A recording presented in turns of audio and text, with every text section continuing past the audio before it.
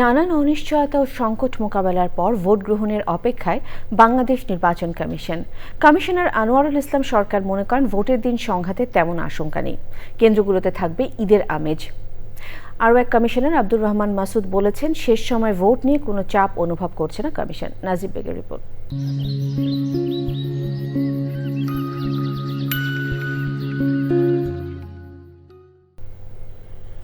2024 সালের 24শে নভেম্বর দায়িত্ব গ্রহণ করে নাসির উদ্দিন কমিশন।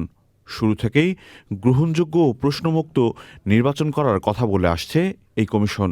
সংসদ নির্বাচনের সাথে একই দিন গণভোট করতে হচ্ছে ইসিকে। দেশের পাশাপাশি প্রথমবারের মতো বিদেশে পোস্টাল ব্যালটে ভোট গ্রহণের চ্যালেঞ্জও কমিশনকে নিতে হয়েছে।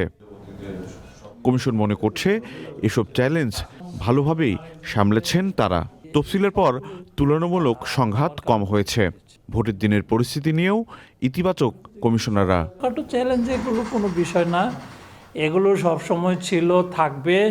তো 12 তারিখে আমরা আশা করছি একটা ঈদের মতো পরিবেশে নির্বাচনটা হবে এবং কোনো সমস্যা হবে না, এটা নির্বাচন কমিশনের বিশ্বাস। 13 তারিখে আমরা একটা সুন্দর পরিবেশে একটা ফলাফল ঘোষণা করতে পারবো, এই আত্মবিশ্বাস নির্বাচন কমিশনের আছে। সরকার থেকে বা অন্য কোনো ভাগ থেকে কোনো চাপের যেভাবে আমরা আমাদের সাংবিধানিক দায়িত্ব পালন করছি। পর্যন্ত সুষ্ঠু নির্বাচন কতটুকু আশাবাদী আপনারা? আমরা 100% আশাবাদী। এবার ভোট দেওয়ার হার বাড়বে বলেও আশাবাদী কমিশন।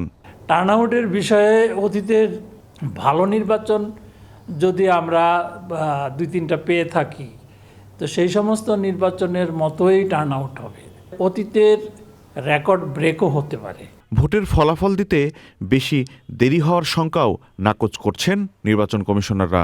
তারা বলছেন, অন্তর্বর্তী সরকারের প্রভাবমুক্ত থেকেই দায়িত্ব পালন করছে ইসি।